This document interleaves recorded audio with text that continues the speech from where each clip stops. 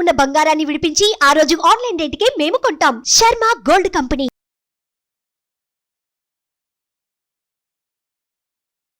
నమస్తే, welcome to Suman TV. నేను మీ యామ్ని. ప్రస్తుతం మనతో ఉన్నారు ప్రముఖ ఆధ్యాత్మికవేత్త, ప్రముఖ జ్యోతిష వాస్తు పండితులు సుభాష్ శర్మ గారు ఉన్నారు. గురుగారితో మాట్లాడి మనకున్న సందేహాన్ని అడిగి తెలుసుకుందాం. నమస్కారం గురుగారు. శ్రీమాత్రే నమః. గురుగారు, ఇప్పుడు మనకి చైత్ర మాసంలో వచ్చే మొదటి అమావాస్య అంట కదండి. అయితే ఆ రోజు ఎలాంటి పరిహారం చేసుకుంటే మంచిది? ఈ అమావాస్య తర్వాతకి అసలు ఏ రాశుల వారికి మంచిగా ఉంటుందంటారండి? తప్పకుండా తెలియజేస్తాను. ముందుగా ప్రేక్షకులందరికీ శ్రీమాత్రే నమః, శ్రీ గురుభ్యో నమః. జ్ఞాని నామ్నపి చేతాంసి దేవి భగవతీ హిస బలాయ కృష్య మోహాయ మహామాయ ప్రయశ్చతి.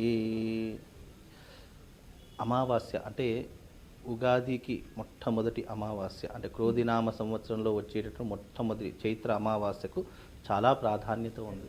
అంటే నెగిటివ్ ఇంపాక్ట్ని తొలగించుకోవడానికి, పాజిటివ్ ఎనర్జీని గెయిన్ చేసుకోవడానికి ఈ అమావాస్య చాలా ప్రత్యేకంగా ఉపయోగపడుతుంది. చైత్ర అమావాస్య తిథివార నక్షత్ర ముహూర్తాలతో కూడుకొని వచ్చినటువంటి ఏకైక అమావాస్య ఈ చైత్ర అమావాస్య. ఈ చైత్ర అమావాస్య అనేటటువంటిది చాలా ప్రతీక. అంటే ప్రతి ఒక్క అమావాస్య సాధారణంగా, అంటే మ్యాక్సిమం సాధారణంగా చెప్పడానికి పితృతర్పణాలకి, అలాగే దేవతా కర్మలకు, యజ్ఞయాగాదులు చేయించుకోవడానికి, నదీ స్నానాలు ఆచరించడానికి, అలాగే శివాలయాల్లో అభిషేకాలకు అమావాస్య అనేటటువంటి ప్రత్యేక ప్రాధాన్యతగా సంతరించుకొని ఉన్నటువంటి అమావాస్య. అయితే దీంట్లో ప్రధానంగా అమావాస్య అంటే ముఖ్యంగా చెప్పుకోదగ్గటువంటిది పితృదేవతల యొక్క తర్పణాల గురించి చెప్పుకుంటారు. అంటే పితృదేవతల యొక్క అనుగ్రహం పొందడానికి ప్రత్యేకంగా అమావాస్యను ఉపయోగించుకుంటారు. అంటే ప్రతి ఒక్క దేవతకు ఒక పర్టికులర్ డే అనేటటువంటిది ఉంటుంది. అంటే గతించినటువంటి వారికి కూడా ఒక ప్రత్యేకమైనటువంటి రోజు ఏదైనా ఉంది అంటే అది అమావాస్య అని చెప్పుకుంటాము. అంటే పితృదేవతల యొక్క అనుగ్రహం పొందడానికి, పితృశాపం కానీ పితృదోషం ఉన్నటువంటి వారికి అమావాస్యను ఉపయోగించుకుంటే జీవితంలో పితృకర్మల నుండి విముక్తిని పొందినటువంటి వారుగా భావన చేసుకుంటారు. అలా పితృదేవతల యొక్క కర్మలు చేయడానికి ప్రత్యేకమైన తర్పణాలు వదలడము, తిలోదాకాలు వదలడము, పేదవారికి అన్నదానం చేయడము, లేదా ఇంటికి ఒక బ్రాహ్మణ్ణి పిలుచుకొని భోజనం పెట్టడము, అవన్నీ కూడా పితృకర్మలలో భాగంగా ఆచరణ చేసుకుంటారు. అలాగే ఈ చైత్ర అమావాస్య నాడు నదీ స్నానం చేయడం కూడా చాలా విశిష్టమైనటువంటిది అని చెప్పుకోవచ్చు. చైత్ర మాసంలో నదీ స్నానం చేయడం వల్ల అపమృత్యు దోషాలు తొలగిపోతాయి, అలాగే వ్యాధి పీడలు తొలగిపోతాయి. ముఖ్యంగా నదీ స్నానం అంటేనే మన పూర్వజన్మ సుకృతం చేత పాపములను తొలగించుకోవడానికి, అలాగే వ్యాధులు ఏదైనా ఉంటే తొలగిపోవడానికి నదీ స్నానం అనేటటువంటిది ఆచరిస్తాం. ఈ అమావాస్యకి ఈ రెండు కూడా ప్రత్యేకంగా చెప్పుకోదగ్గటువంటి అంశాలు. ఇంకోటి ఏంటి అంటే ఉపవాస దీక్ష. తండ్రి లేనటువంటి వాడు, తండ్రి లేనటువంటి వాడు మొదటి కొడుకు అంటే పెద్ద కొడుకు ఇంటికి ఎవరైతే ఉంటారో అతడు తప్పకుండా తండ్రి లేనటువంటి వాడు ఉపవాస దీక్షను అమావాస్య రోజు తప్పకుండా చేయాలి. అది కులంతో, మతంతో, జాతితో భేదం లేదు. ఎవరైనా సరే తండ్రి లేనటువంటి వాడు తన ఇంట్లో పెద్ద కుమారుడు ఎవరైతే ఉంటారో తండ్రి పేరు మీదుగా అమావాస్య రోజు ఏకభుక్తం చేయాలి అని శాస్త్రం చెప్పింది. లేదు ఏకభుక్తం చేయలేదు, 3 పూట్ల కడుపు నిండా భోజనం చేసామనుకుంటే పితృదేవతల యొక్క అనుగ్రహం దొరకదు ఎప్పుడూ కూడా. ఎందుకంటే మనకు గతించినటువంటి వారు ఎవరైతే ఉంటారో వాళ్ళు దేవతలతో సమానము అని చెప్తూ ఉంటారు.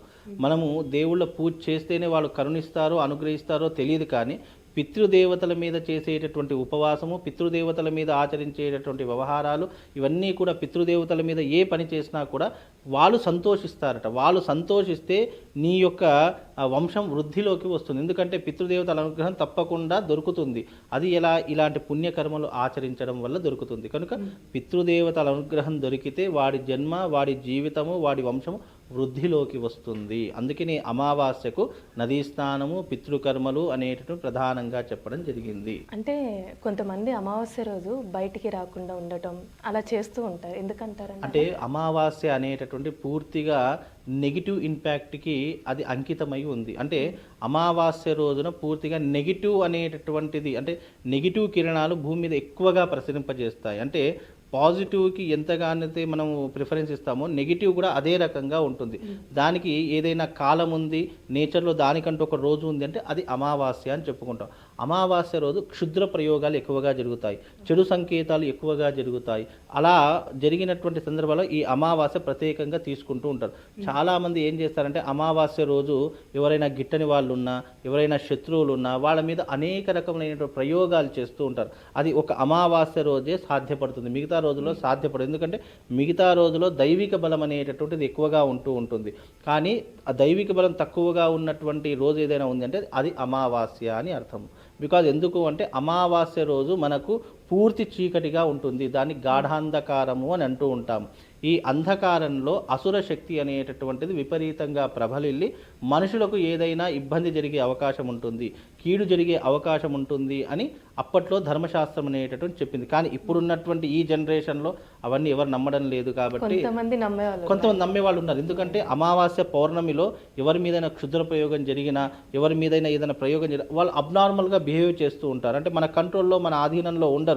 వాళ్ళు మనకు తెలియకుండానే వాళ్ళు అబ్నార్మల్గా బిహేవ్ చేయడము, గోళ్ళు కొరుక్కోవడము, నెత్తు దువ్వుకోవడము, అది ఎప్పుడు అసుర సంధ్య వేళలో, అంటే ఈ 6 దాటిన తర్వాత చీకటి పడుతున్న కాలం కొద్దీ వాళ్ళ యొక్క ప్రవర్తన శైలి మారిపోతూ ఉంటుంది. మితిగా భోజనం చేయడము, నోటికి ఇష్టం వచ్చినట్టుగా మాట్లాడడము, అంటే చెయ్యకూడదు, అంటే మనిషికి చెయ్యకూడనటువంటి పనులు ఏవైతే ఉంటాయో అవన్నీ కూడా అబ్నార్మల్గా బిహేవ్ చేస్తుంటారు. మళ్ళీ పొద్దున్న లేసిన తర్వాత నేనా ఇవన్నీ చేసింది అని చెప్పేసి తెలియకుండానే అంటూ ఉంటారు. అంటే ఇలాంటి ప్రయోగాలు జరిగేటటువంటి సందర్భాల్లో అమావాస్య ఎక్కువగా ఉంటుంది. కాబట్టి ఆ సందర్భాలలో ఎవరు బయటకు వెళ్ళకూడదు. అలా వెళితే గనక ఏదైనా దుష్టశక్తి పట్టుకొని పీడిస్తుందేమో అని భయంతో బయటకు వెళ్ళనిచ్చేటటువంటి వారు కాదు మన పెద్దవాళ్ళు. కానీ ఇప్పుడున్న జనరేషన్లో అందరూ వెళుతున్నారు. ఇప్పుడు ఉన్నటువంటి జనరేషన్లో అవి చేసేవాళ్ళు కూడా చాలా తక్కువ శాతంలో ఉన్నారు. ఇప్పుడు అంత చేసే క్షుద్ర ప్రయోగాలు చేసే అంత ఎవరు లేరు మన దగ్గర. కాబట్టి అది అంత ఆచరణలో లేదు. కాబట్టి అది వదిలివేయడం చాలా ఉత్తమమైనటువంటి పని. కానీ అమావాస్య రోజున తిథివార నక్షత్ర ముహూర్తాల యోగకరణాలతో కూడుకొని వచ్చిన ఈ చైత్ర అమావాస్య మొట్టమొదటి అమావాస్య. కాబట్టి దైవిక క్రతువులను ఆచరణ చేసుకోండి. అమావాస్య రోజు ఆచరణ చేసుకోవాలి అని అంటే కనుక పితృతర్పణాలు ఆచరణ చేసుకోవచ్చు, అంటే పితృదేవతల యొక్క అనుగ్రహం కొరకు. అయితే ఈ యొక్క అమావాస్యకు చైత్ర అమావాస్య కాబట్టి అందరికీ ఒక రెమెడీ చెప్తాను.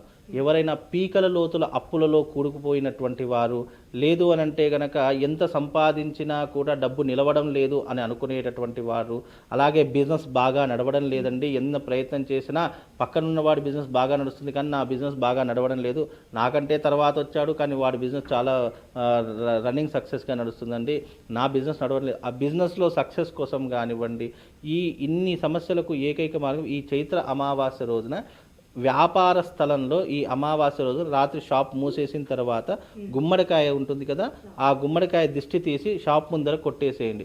మీ షాపుకు ఉన్నటువంటి నెగిటివ్ ఎనర్జీ అంతా కూడా తొలగిపోయి మీ షాపు చాలా బ్రహ్మాండంగా నడుస్తుంది.